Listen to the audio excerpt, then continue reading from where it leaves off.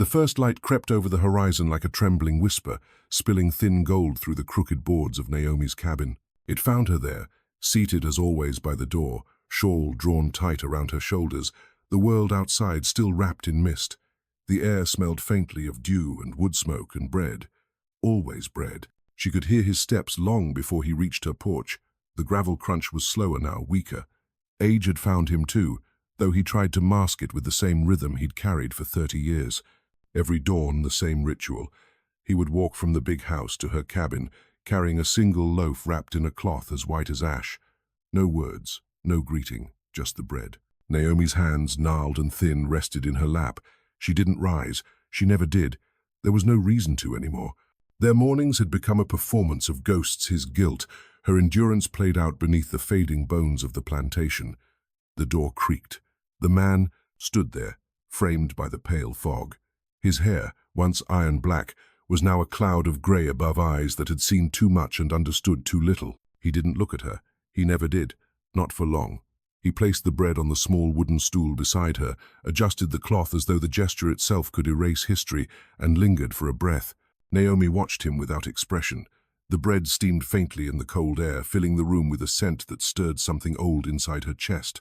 Hunger, perhaps, or memory. The man cleared his throat, a small, useless sound. Then he turned away, his boots scraping the dirt path that led back uphill toward the main house. By the time the door closed again, he was gone, swallowed by the fog. Naomi waited until his footsteps vanished entirely before moving. Her fingers reached for the loaf, brushing the cloth. Still warm, the same as always, soft, unsalted, a simple peasant's bread. The kind he never ate himself. She tore a small piece, placed it on her tongue, and chewed slowly. It tasted of mornings long gone, of routine so familiar it had become her only anchor. The act of eating was not about nourishment. It was about remembering that she still existed, that he still came. Outside, the world was waking. A crow calling from the dead oak near the fields, the faint creak of a shutter somewhere, the sigh of wind through empty cotton rows that no longer grew. Time had carved this land into silence, and still, every morning, he brought the bread. She looked toward the horizon, where fog thinned into sunlight. Her mind drifted back to when it had all begun. It was a morning like this, long ago, 30 years, perhaps more. She had been young then, her skin smooth, her hair dark as the soil she worked. The war had not yet ended, and the world was crueler than even she had words for. But she hadn't spoken for years by then. Silence had become her refuge, her rebellion. The bread had appeared after the worst night of her life. She never asked why. She never dared. At first, she thought it a mistake, a servant's misdelivery. But when it came again the next morning, and again after that, she understood. It was from him. Always from him. Naomi had never eaten the first loaf. She'd buried it beneath the old oak behind her cabin, beside a patch of wildflowers that grew without permission. But hunger is patient. On the fourth morning she gave in. She ate, and so began the ritual. Now, decades later, the habit was all that bound them. No words, no forgiveness, no explanations, just bread. A sudden chill swept through the doorway. Naomi shivered and pulled her shawl tighter. The fabric, worn and patched, carried the faint scent of ash. She stared at the loaf again. Half-eaten now, crumbs scattered like little bones across the table. She whispered something under her breath, something only the wind could hear. The sound was fragile, almost alien in her mouth. It had been so long since her voice last touched air. Her gaze shifted to the corner, where a faded wooden cross leaned against the wall. It wasn't for prayer. It was memory. Beneath the floorboards there, she had buried what little remained of her family, their keepsakes, a child's broken comb, a ring once taken and then returned in secret. She thought sometimes about digging it up, holding those fragments again. But she never did. She was afraid the ghosts would come back hungry. Outside, the sun had fully risen now, gold pouring through the mist. Naomi's shadow stretched long across the cabin floor. In the distance, the big house loomed pale and skeletal, its columns cracked, its windows blind. The plantation was dying, same as its master. Only the bread still lived. She rose slowly, her bones complaining. From a shelf, she took a small tin box, its lid rusted, its purpose forgotten by everyone but her. Inside were dozens of scraps, bits of ribbon, tiny feathers, and crumbs from the loaves he had brought over the years. She saved them like relics, each one proof of endurance, proof that time had not erased her completely. Naomi placed today's crumbs carefully inside, then she carried the tin to the window and opened it, letting a few fall onto the earth below. A pair of sparrows swooped down immediately, pecking at the crumbs. She smiled faintly, the first true expression on her face that morning. Behind her, the door creaked again. For a heartbeat, she thought he had returned, but it was only the wind. The sound of the door moving on its hinges echoed like memory. Naomi turned back to the table. The bread lay there, pale in the sunlight. She traced its crust with her fingers, as though reading a message left for her in its texture. Sometimes she wondered if he baked it himself. The thought seemed absurd, and yet she'd once seen his hands dusted with flour. The image haunted her. Somewhere in the distance, a bell tolled from the chapel ruins. It used to signal the start of workdays long past, but now it was only a sound carried by habit, like everything else that survived here. Naomi listened until the echo faded. She sat again, quiet as the dust motes swirling in the light. A long time passed before she moved. Then, in a whisper so faint it seemed to belong to another world, she said the only word she'd spoken in years, "Why?" It wasn't meant for anyone to hear. Not yet, but the sound of it, thin, cracked, human, hung in the air like smoke. She touched her throat, startled by the vibration. The word had felt strange, foreign, as though she'd called something dangerous into being. The silence that followed was heavier than before. Naomi closed her eyes. The memory of his footsteps, his face, his silence all swirled inside her like dust in sunlight. She didn't know what she wanted from him. Forgiveness, maybe, or an answer she feared to hear. The bread cooled on the table. The day began to warm, and far off, uphill, the master paused by his window, hand trembling as he poured his morning coffee. He too had heard something, though no one had spoken his name. The sound of her name had vanished long before she stopped speaking. Naomi. It had been a soft name once, spoken gently by her mother while braiding her hair beside the fire. But the day the wagons came and the chains clinked like thunder, her name was taken too. After that, nobody called her Naomi anymore, not the overseer, not the other slaves who were too broken to notice one more silent girl among them. She became the one who didn't speak. It was safer that way. In the early years, the world was a blur of commands and lashes, of dawns that came too soon and nights that never ended. The fields swallowed time whole. Each day began with the same bell, the same shouting, the same ache in her wrists as she lifted, carried, and bent. She learned to listen without looking, to disappear even while standing in plain sight. When her voice faded, no one tried to bring it back. Silence was a gift that shielded her from punishment. The others called it the blessing of dumbness. The overseer thought her slow and harmless, and the master's wife, God, save her cruel soul, liked having someone who could not answer back. Naomi was placed in the kitchen. The smell of boiling sugar, of iron pots and grease, became her world. The walls were close, the air heavy. Days passed in the hiss of kettles and the rhythm of a broom sweeping ashes from the hearth. She became part of the house itself, unseen, unthanked, unfeeling. Sometimes, when the wife scolded the others, Naomi would stare at the doorway and imagine her voice as a bird trapped behind her ribs. It fluttered there sometimes, desperate to fly, but she'd learned what happened to things that made noise, so she held it tight. Then one night, the silence broke for everyone but her. It was late summer. The air outside pulsed with the hum of insects and the distant crackle of torches.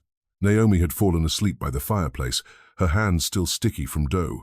She woke to the sound of screams, raw, wild, human. Through the window she saw orange light, the sky split open by flame.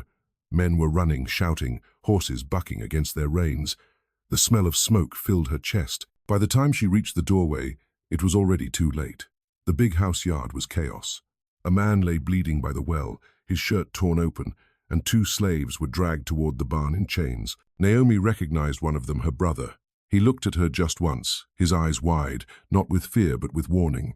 She wanted to call his name, but her throat refused. The bird inside her chest beat against its cage, but no sound came. When the shouting died and the smoke cleared, they were gone. She was left kneeling in the dirt, her lips trembling soundlessly. The next morning, she did not cry. She cleaned the kitchen as if nothing had happened. The master's wife moved through the house like a ghost, her white dress smudged with ash, her eyes red from fury and fear. Naomi worked until her hands bled, because the only thing worse than breaking was stopping. Days later, she was moved out of the kitchen. The master ordered it himself. Nobody said why. He sent her to a small cabin near the edge of the property, far from the others. The wife didn't protest. Perhaps she wanted the silent girl gone from sight. And so Naomi lived alone. The first night in that cabin, she stared at the empty space where the hearth should have been. The boards creaked under her feet. The wind slipped through the cracks like whispers. She had no lamp, no company, no name that anyone used. The world had folded her away like a forgotten page. That was when the bread first came. It appeared one dawn, a loaf, small and rough, resting on her doorstep, still warm. The crust split open where a hand had pressed too hard while shaping it. Naomi stared at it for a long time before touching it. She thought it must have been left by mistake. No one gave food to her, not even the other servants. She didn't eat it. That night, she buried the loaf behind her cabin, under the patch of moonlight where wildflowers grew. She pressed her fingers into the earth until they trembled, covering it gently as if she were laying something sacred to rest. The next morning, another loaf was there. She hesitated again, then took it inside. She placed it on the table and stared at it until sunset. Hunger clawed at her stomach. The smell was unbearable, soft, rich, like comfort she did not deserve. By nightfall, she broke a piece off and ate it. Slowly, carefully. It tasted like nothing she'd ever had. Warm, simple, clean. She wept as she ate, though she did not know why. After that, the bread kept coming. Every morning. Always warm, always silent. No one spoke of it, no one claimed it. Weeks passed, and she began to expect it, the soft knock or the scrape of a boot outside her door, followed by the faint creak of the step. She never looked out the window. She didn't want to know. The not knowing was safer. But one morning, she couldn't resist. She rose before dawn and waited, her breath held. The first light broke across the trees, and she saw him, the master himself, standing there awkwardly, a white cloth bundle in his hands. He placed it down gently, then turned away. Her body went cold. Why would he do such a thing? For days, she thought he must be mocking her. Perhaps it was a punishment, a way to remind her of the night her family was taken, the night she stayed silent. But the bread kept coming, and his visits never changed. Always wordless, always at dawn. Naomi stopped thinking of it as cruelty after a while. It became a rhythm, a strange kind of tether between them. She learned to expect the sound of his steps the way one expects the tide, and each morning, after he left, she would eat, slowly, reverently. One evening, when the sky turned purple and the cicadas screamed, she tried to speak again. Alone in her cabin, she whispered a single word, her name. Nothing came. The silence that followed was heavier than any chain she'd ever worn. From that night on, she stopped trying. She accepted her muteness as the world's decision, and when she dreamed, it was always the same. The master's hand placing the loaf at her door, the smell of it drifting through the cracks, and the unbearable weight of a kindness she could not understand. Sometimes, when she woke from those dreams, she would press her hand to her chest and feel the faint flutter of that trapped bird. It still lived somewhere deep inside her, but it no longer wanted to sing. And so the years began to move like the river, slow, relentless, erasing the edges of everything it touched. Naomi learned to live between dawn and dusk, between hunger and habit, and the bread, always the bread, became her only voice. Time passed like fog, always there, never changing, never fully lifting. The plantation moved through seasons without mercy, winters of cracked hands and silent fields, summers so hot the air shimmered above the dirt like glass. Through it all, Naomi lived in her cabin, neither slave nor free, suspended in the twilight of something that refused to end. Every morning, the same sound, footsteps, gravel, the small thud of the bread left at her door. The door never opened before he was gone. The pattern became so fixed that the crows in the trees began to caw at the same moment, as if marking the ritual for her. Naomi's body grew used to the rhythm.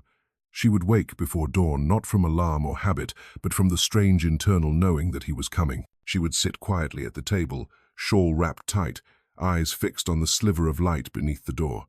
Then the shape of his shadow would pass, tall, stooped, deliberate, and she would breathe again. Sometimes she could smell the faint sweetness of the bread before he even arrived.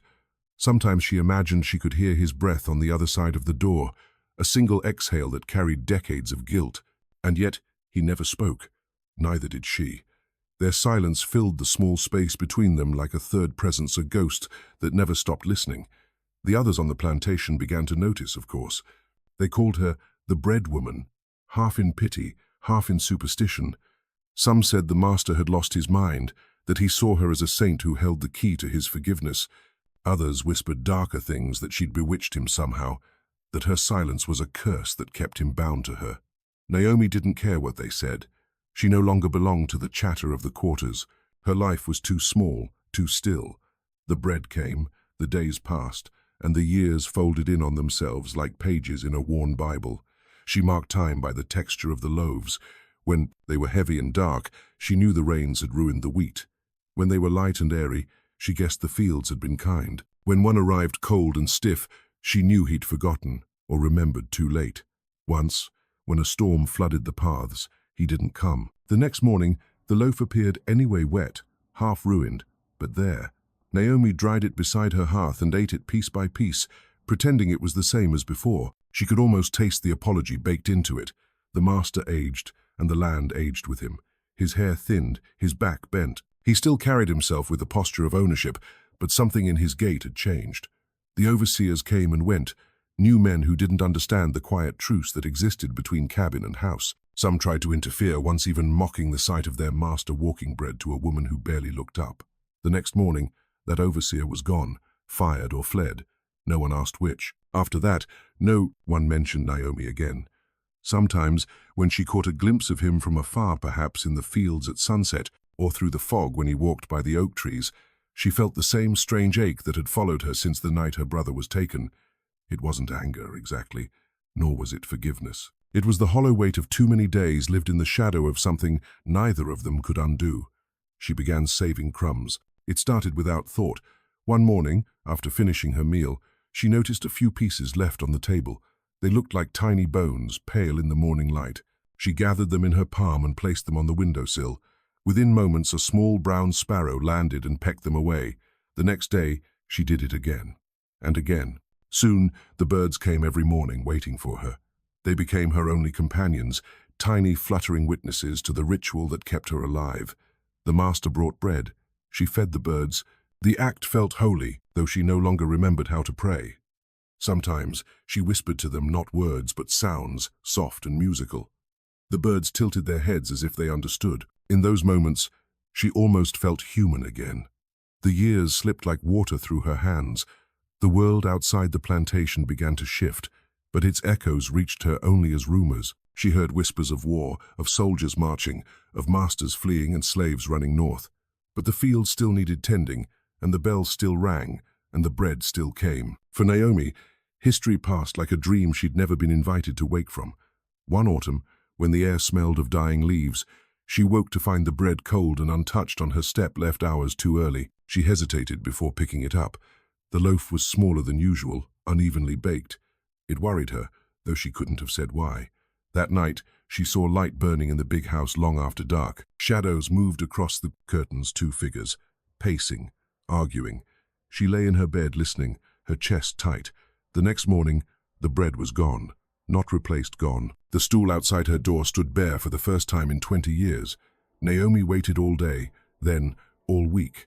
Her body weakened from hunger, but she refused to seek food elsewhere. She could not bring herself to eat from the kitchens again. That would mean the ritual was over, that the strange bond between them had broken. On the 8th day, she heard the footsteps again, slower this time, hesitant. When she opened the door, he stood there holding the loaf in both hands, his eyes sunken, his lips pale.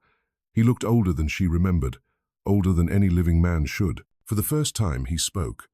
"I was away." His voice cracked on the word. He held the bread out to her, and for a moment she thought she saw his hands shaking. She reached out, not for the loaf, but for the air between them, just enough to feel the warmth of his breath. Then she took it, gently, and nodded once. That night, she dreamed of her brother again. He was standing by the river, his face hidden by fog, his voice clear and full of laughter. "You still waiting?" he asked her in the dream. "Still feeding them birds?" She wanted to answer, but when she opened her mouth, only wind came out. The bread never stopped again after that. The years blurred until Naomi could no longer tell one season from the next.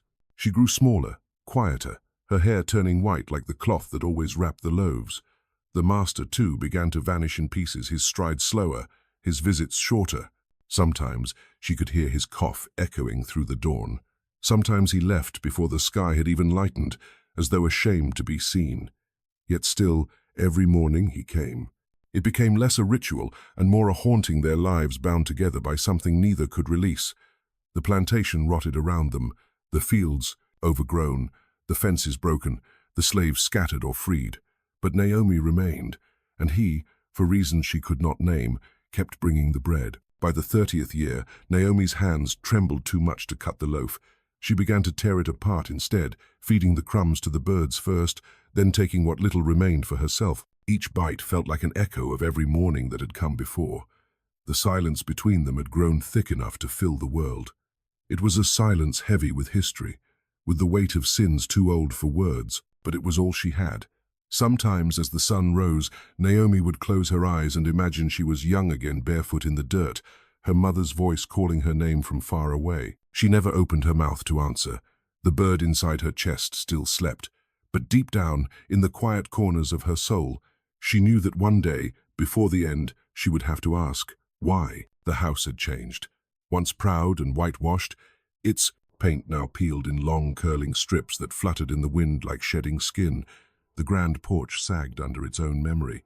Ivy crept up the columns, and the windows reflected nothing but age. Yet every dawn, a single candle still flickered inside the kitchen, marking his quiet pilgrimage toward her door. The master's hair had gone completely grey. His beard grew thin and uneven, as if time itself no longer had patience to fill him in. The others whispered that he was losing his mind, that he talked to ghosts when he thought no one was listening. But Naomi knew better. She had seen that same look before in her own eyes long ago, when she had tried to forgive what could not be forgiven. He was not haunted by ghosts.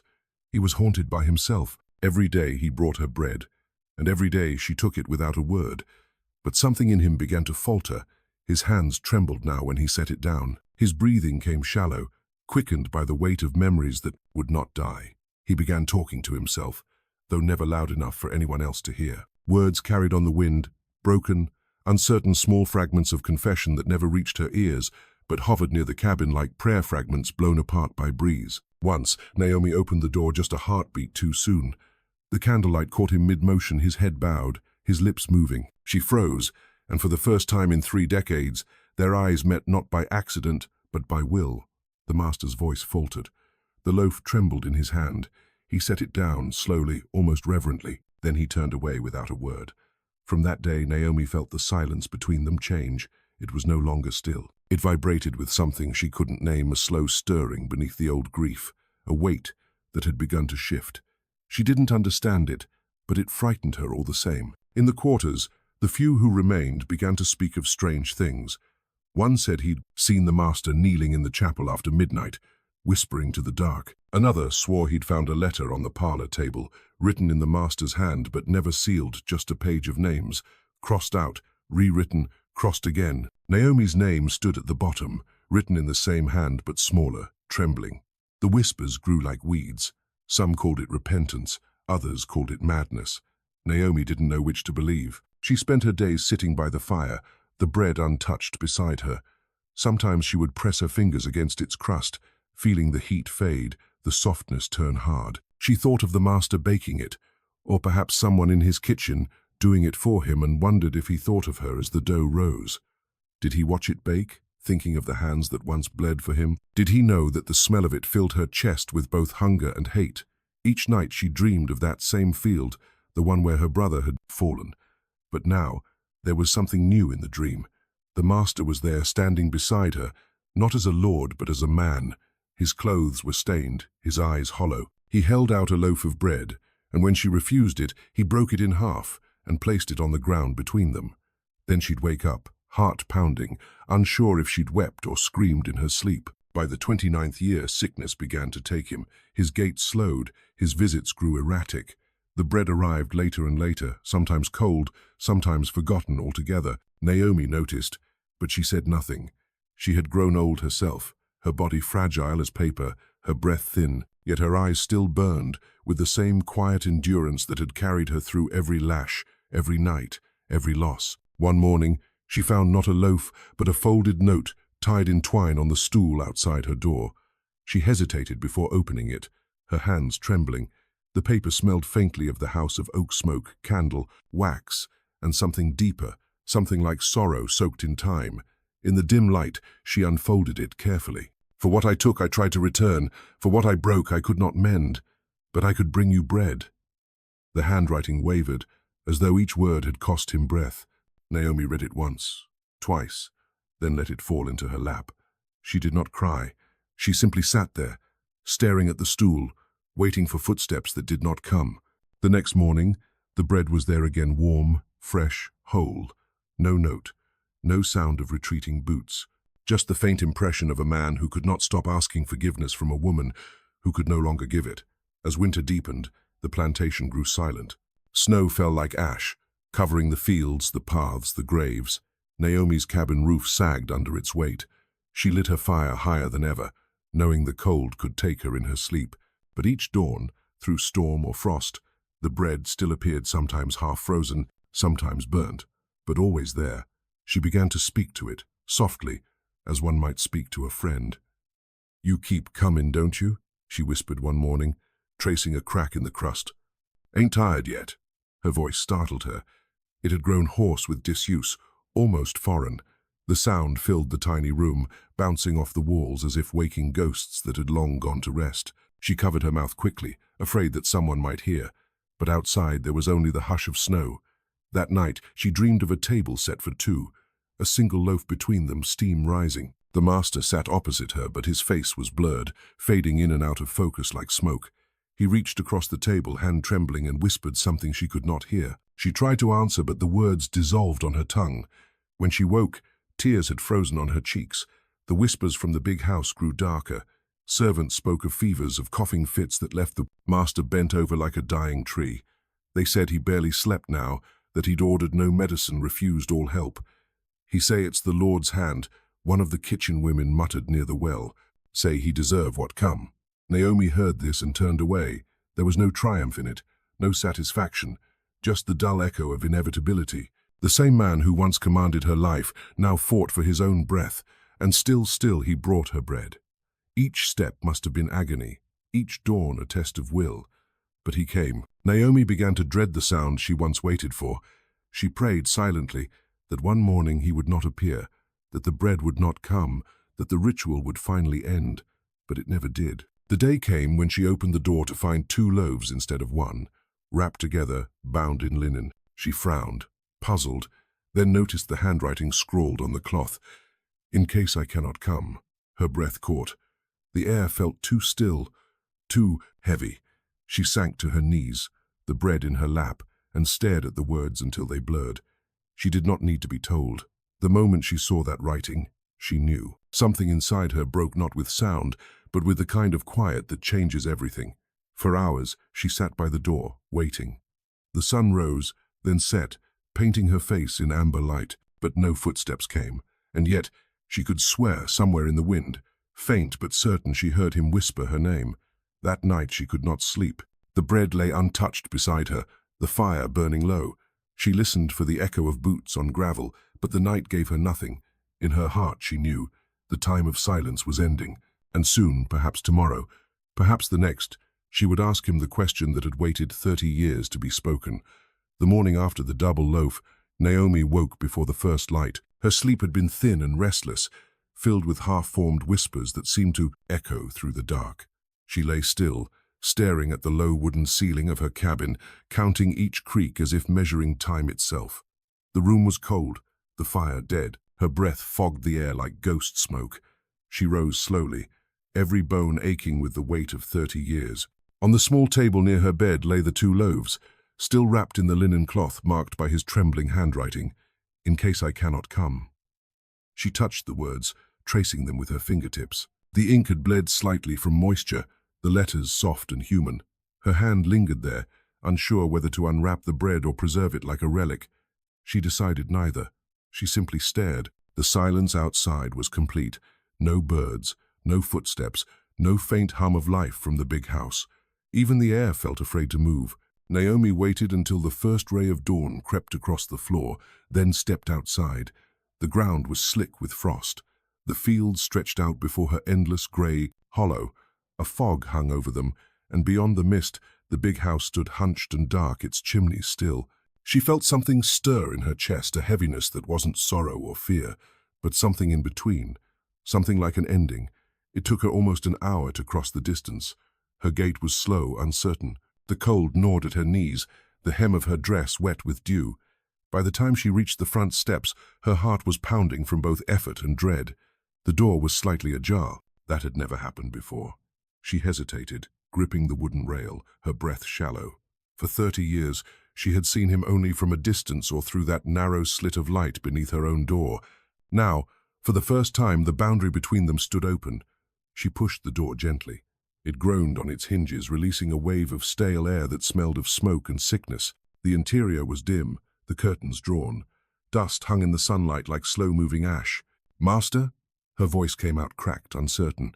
She had not spoken that word aloud in decades. It felt foreign on her tongue, heavy with history. No answer. She took another step. The sound of her bare feet on the wooden floor echoed through the empty hall. The portraits on the walls stared down at her, faces of men and women long dead, painted with pride that had outlived its purpose. Their eyes seemed to follow her as she walked. Somewhere deeper in the house, she heard a faint cough. Weak, labored, she followed it. He was in the study, seated by the window, a blanket drawn around his shoulders. The fire beside him had burned low, only embers left. The light of dawn fell across his face, showing every line, every crack of time carved into his skin. He looked smaller now, like a shadow of himself. The proud man she remembered, the one who used to stride through the fields with a whip at his belt, was gone. In his place sat a ghost held together by breath and regret.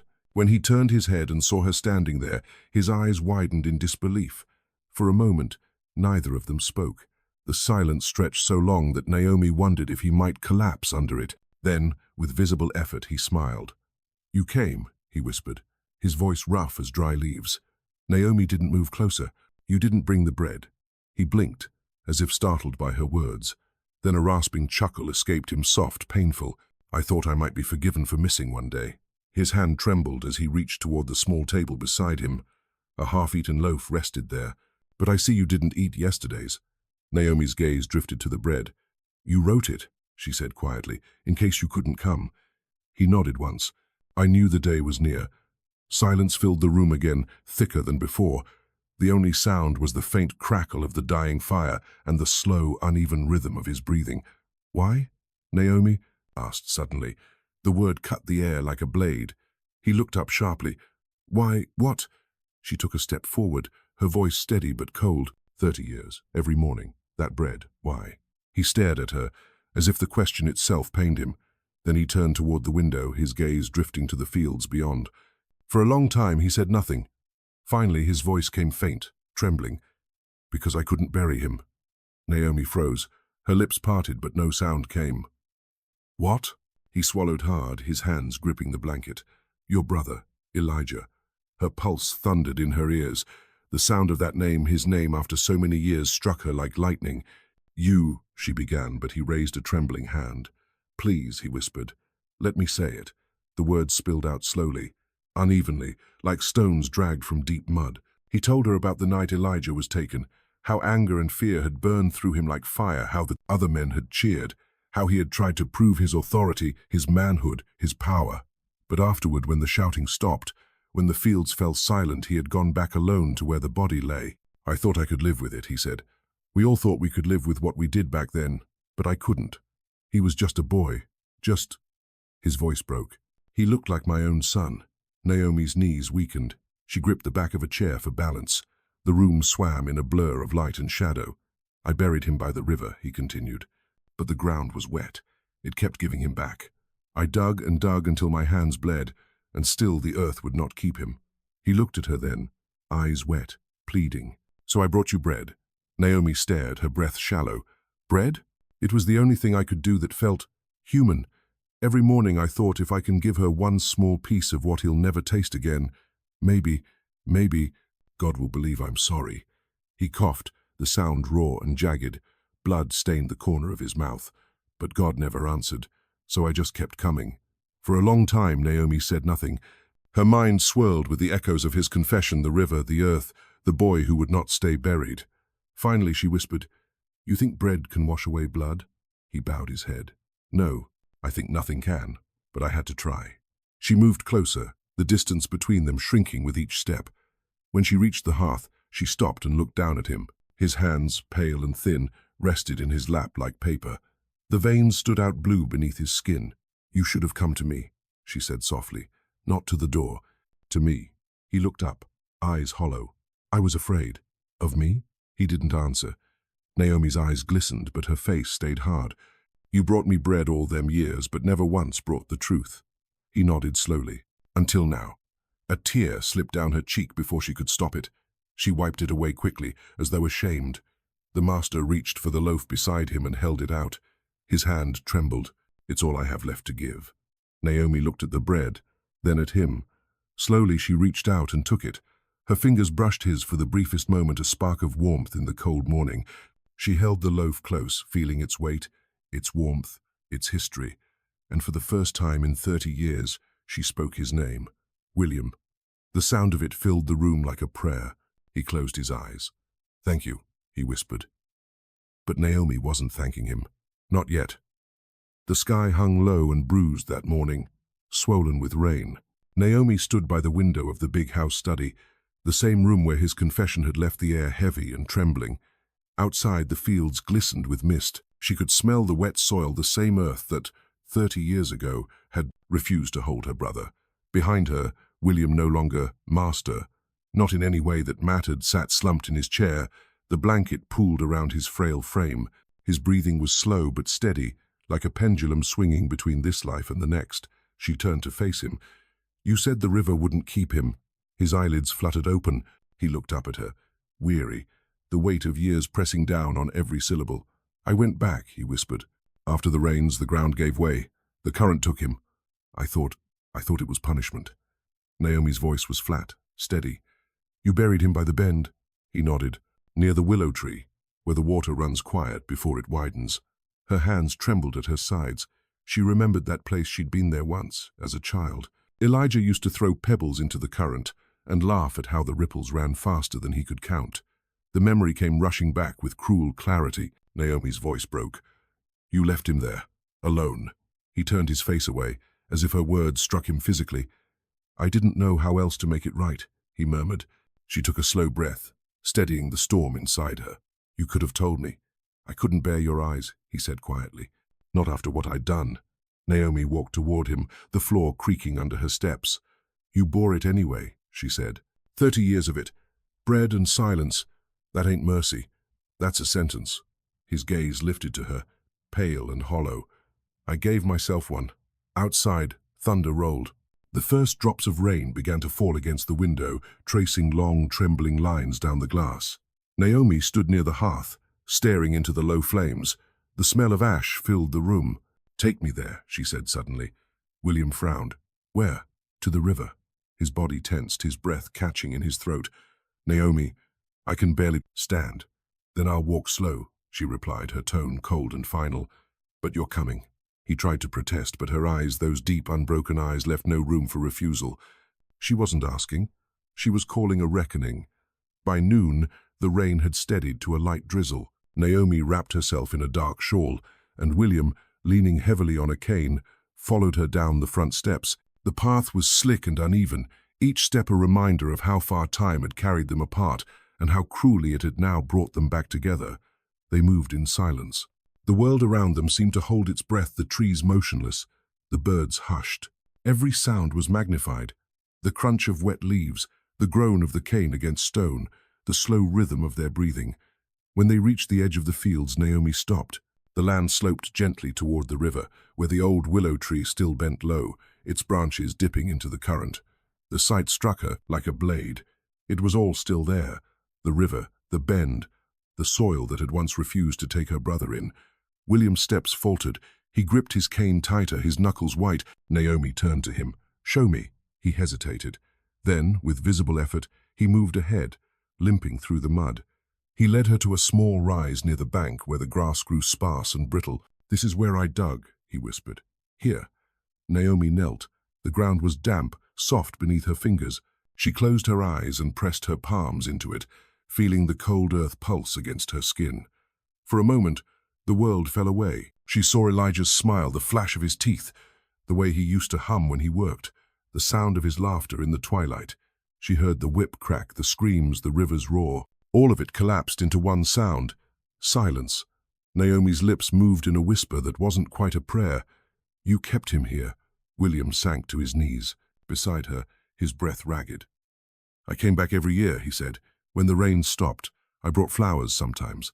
Sometimes I just Saturday." She turned to him sharply. "And you never told me." He lowered his head. "I thought it was better you didn't know." Her voice trembled with restrained fury. "Better for who?" He said nothing. The rain thickened, falling in silver sheets around them. Naomi's shawl clung to her shoulders, heavy with water. She didn't move. She stared at the river, her thoughts spiraling between grief and rage. "You thought God was watching," she said finally. "You thought every loaf made you righteous again." He winced. "No, I knew I couldn't undo it. The bread wasn't penance, it was hope," she interrupted. "That I'd forget?" He looked up at her, desperate. "That you'd remember me as something other than a monster." The words struck her harder than she expected. She wanted to scream, to tell him he had no right to ask for that. But the truth was more complicated, more painful. For 30 years, his presence at her door had been the only proof that the world remembered her brother at all. Naomi's voice softened, breaking around the edges. "You remember the day it happened?" He nodded. "Every hour of it." "So do I," she whispered. "Every time you brought that bread, I saw his face. Every crumb tasted like him gone." William's hands shook violently now. The cane slipped from his grasp and fell into the mud. He sank lower, clutching the ground. "I wanted to speak, Naomi, I did. But words don't come to men like me until it's too late." She stared down at him, her jaw tight. Then she reached out and picked up the cane. She placed it beside him gently. "Maybe they finally came," she said. "But not for you. For him." Lightning split the sky. For an instant, the river glowed white, the willow's shadow stretching long and thin across the water. Naomi felt something inside her shift, a loosening, like a knot unraveling after years of strain. She stood. "He deserves a name." William looked up, bewildered. "What?" She pointed to the bank. "A stone. Something that says he lived. You'll carve it." His mouth trembled. "Naomi, You will," she said, her tone unyielding. "Before you die, you'll write his name where it can't be washed away."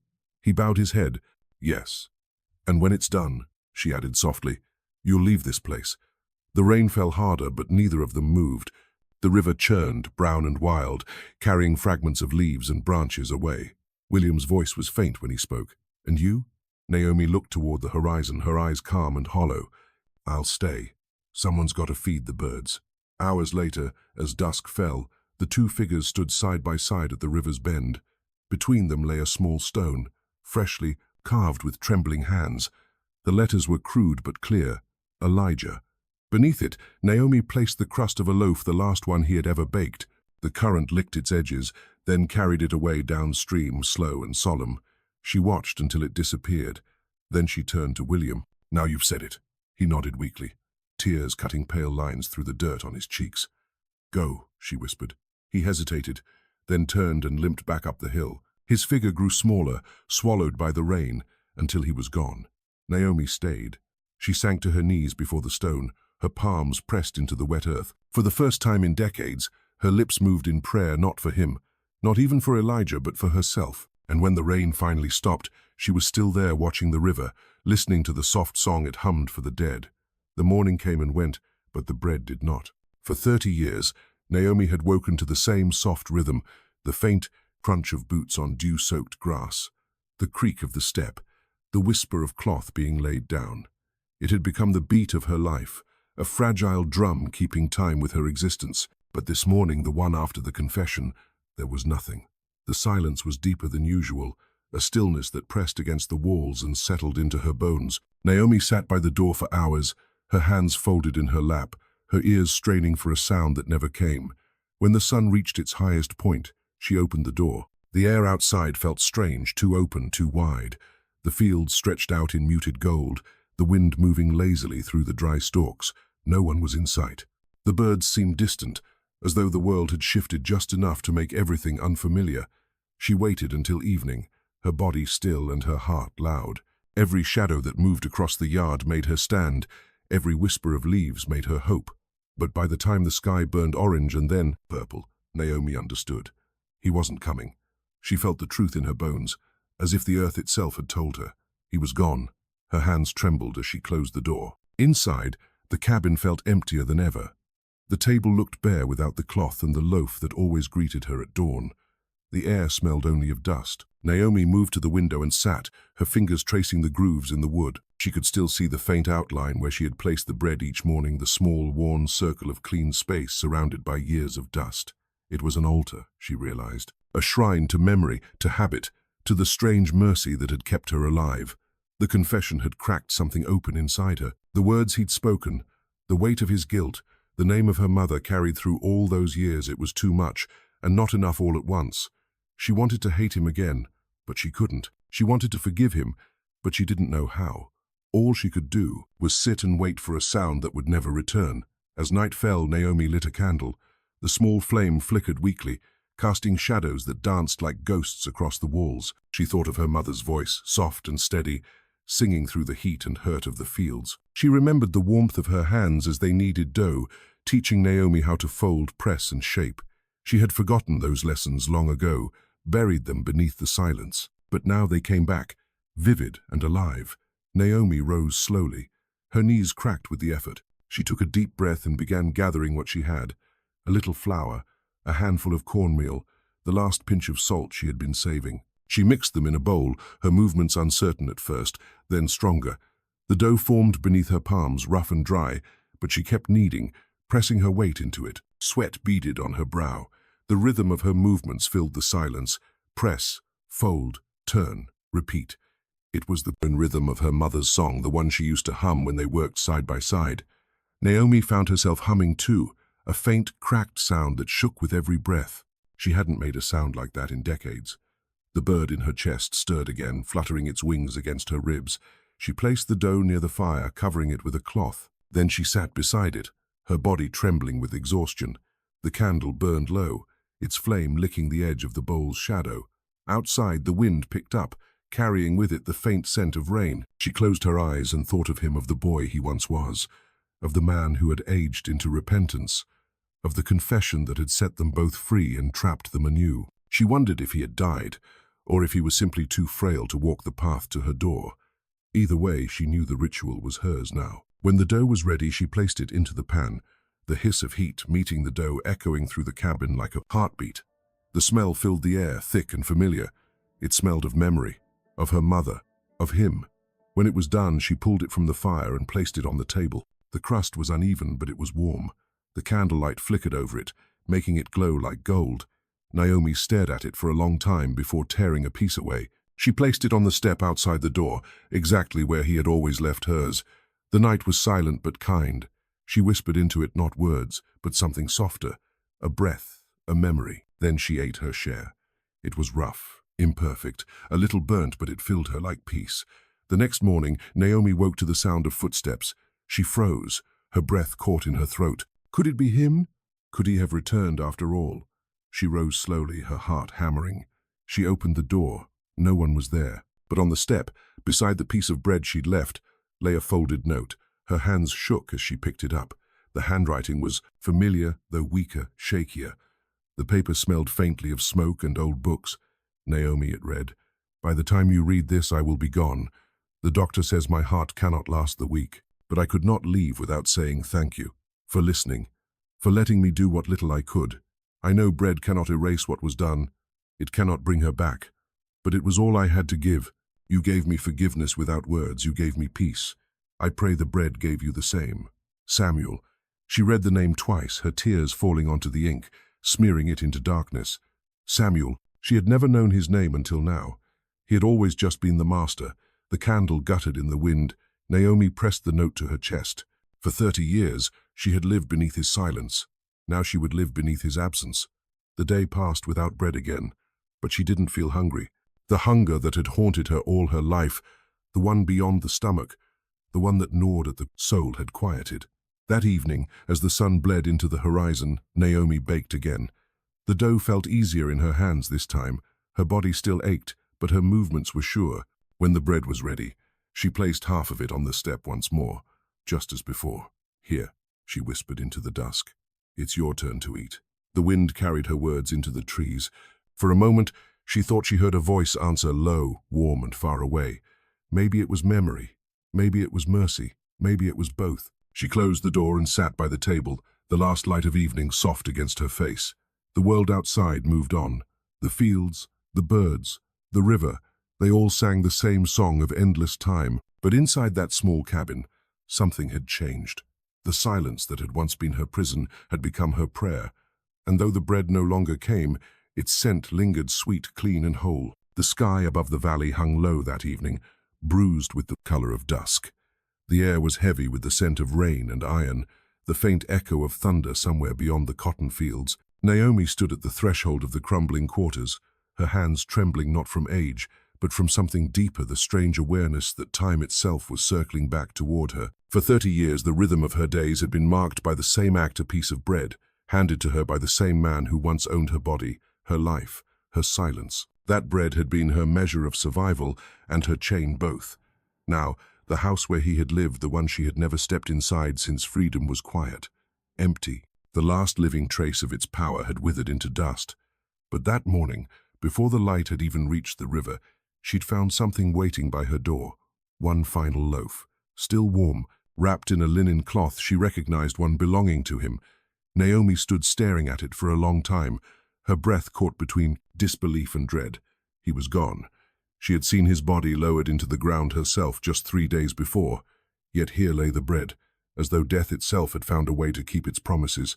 She took it in her hands, slowly, the crust soft under her thumb. The warmth of it made her chest ache, not from affection, but from the memory of the countless mornings she had accepted this same gesture in silence.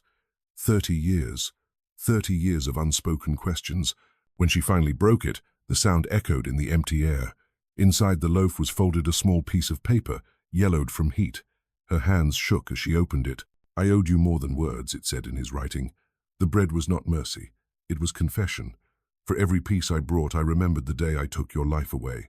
Her knees nearly buckled. The words blurred as tears filled her eyes, but she kept reading. The letter went on, his pen trembling across the paper. "You never asked me why it came every day, but I carried your question in me, Naomi. I watched the seasons rot around us and prayed that one day I might tell you the truth before I died, that I could feed you with what little I had left of my soul, as I once took everything else from yours." The paper slipped from her hand. The bread, too. Naomi stood still for what felt like hours, her breath shallow, her heart like a hammer in her ribs. The confession was not forgiveness. It was weight, a stone lodged deep inside her, one she could neither throw away nor swallow whole. Outside, rain began to fall. It came soft at first, a whisper, then a storm. The earth darkened beneath her feet, and the fields seemed to breathe again, like a wound finally opening to the air. Naomi walked out barefoot into the mud, the letter clutched in one hand. She reached the river, the same river where her child had once been taken from her arms, swallowed by the will of the master's wrath. For 30 years she had avoided this place, believing that if she never returned, the memory would fade. But memories, she now knew, were not things to be outrun. They waited, patient, cruel, eternal. The river was swollen, reflecting the storm above like a mirror cracked with lightning. Naomi knelt beside it, feeling the cold rush over her fingers.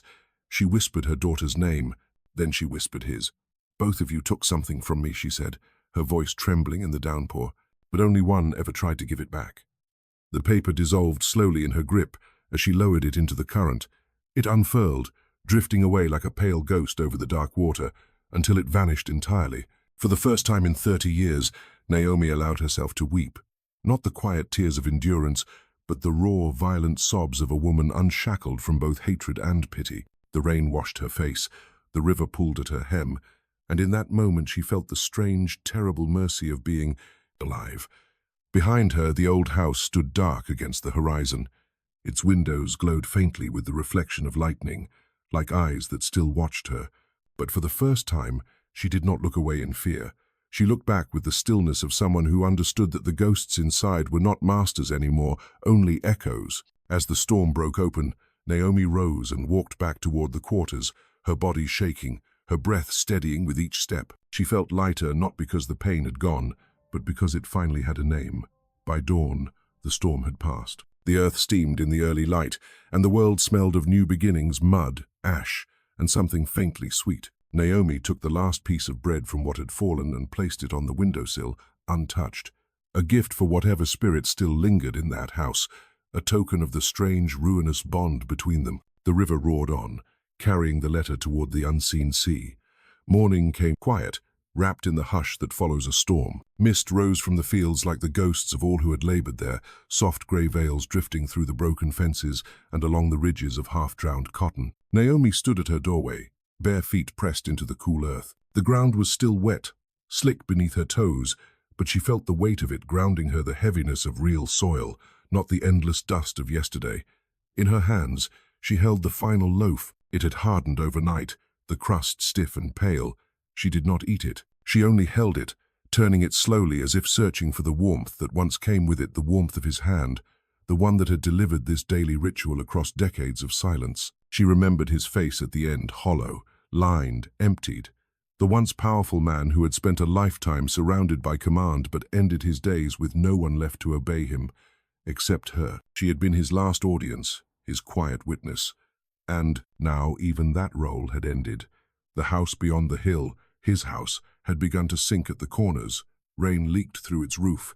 The shutters hung askew. For years it had loomed over her, a monument to her suffering.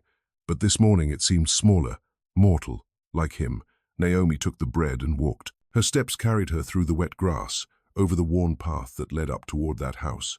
Her breath came steady, her heart slower than it used to be. The years had carved their lines deep into her body, but within that age, there was strength, a kind of final dignity that came not from victory but from endurance. The front door was unlocked. It creaked open with a groan, and the smell of the place hit her dust, wood rot, the faint scent of old tobacco and rain. Everything had been left as it was. A chair overturned near the window, a glass on the table still half full of water gone stale, a Bible lying face down on the floor, pages warped. Naomi stepped inside. For a long while she only stood there, letting her eyes move over the room. She saw the places where his hands had touched the desk where he wrote, the chair where he'd sat by the fire, the worn spot on the rug where he'd placed his boots each morning. There was no presence left here now, but the memory of presence clung like a film. She placed the loaf of bread on the table, his table, and beside it laid a sprig of wild rosemary she'd plucked from near the river, a scent of healing and remembrance. She whispered, "Now you rest." Her voice was soft but steady. The words did not tremble. She turned to leave, but her gaze caught on the far wall a portrait. She had never seen it before. A woman, pale and young, holding a child. The brush strokes were delicate, fading. Beneath it, a single name, Eleanor. Naomi stepped closer. The features of the painted woman were unfamiliar, but the child had curls dark as her own daughter's had been. The resemblance tightened her chest. Perhaps he had kept this painting hidden, or perhaps she had simply never allowed herself to look this long before.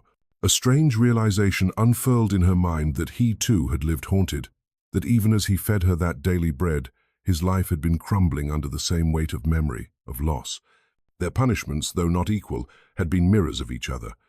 "Bread for guilt," she whispered. "Bread for silence." She reached up and touched the frame. Her fingertips left faint streaks in the dust, revealing the color beneath muted gold. She did not hate him anymore, but she did not forgive him either. Forgiveness, she decided, was too small a word for what 30 years had built between them. Naomi left the portrait where it hung and stepped back outside. The morning light was spreading now, filtering through the mist, turning the wet fields into a sheet of silver. She walked down toward the quarters, past the empty pens, past the collapsed barn, past the trees where ropes once swayed like warnings. Her breath came in clouds before her. She thought of all who had lived and died here, of their names, their songs, their pain. The land had eaten it all, and yet, somehow, it remembered. Every root, every furrow held the echo of it. She reached the river again. Its surface was calm now, the color of pewter. She knelt by it and spoke. Not to him, not to the past, but to the water itself, the oldest witness. "You carried her away," she said, her voice low. "Now carry me through the rest." She dipped her fingers in, feeling the current pull. It wasn't violent anymore, just steady, endless. The river did not promise peace, it only promised motion. And for Naomi, that was enough. When she rose, she found herself facing east. The sun had broken through the clouds at last, casting a pale, golden light across the valley. It fell on the house behind her, catching on its windows until, for a moment, it seemed a flame not in ruin, but in release. Naomi closed her eyes. In that stillness, she imagined him the man who had spent half a life feeding her bread without ever daring to name his sin aloud. She imagined him standing beside her, the same silence between them but changed. No longer the silence of oppression, but of truth, a silence that finally spoke. When she opened her eyes again, she was alone. And yet, she felt accompanied by every soul that had once been unseen. Naomi turned and began walking down the long road leading away from the plantation grounds. The air was clean, the wind soft. She carried nothing with her, not the bread, not the letter, not the name of the master. Only the rhythm of her steps, each one falling into the earth like a prayer. As she walked, a flock of blackbirds rose from the field ahead, wheeling in a wild spiral before vanishing into the open sky. The echo of their wings faded into the horizon, and Naomi kept walking.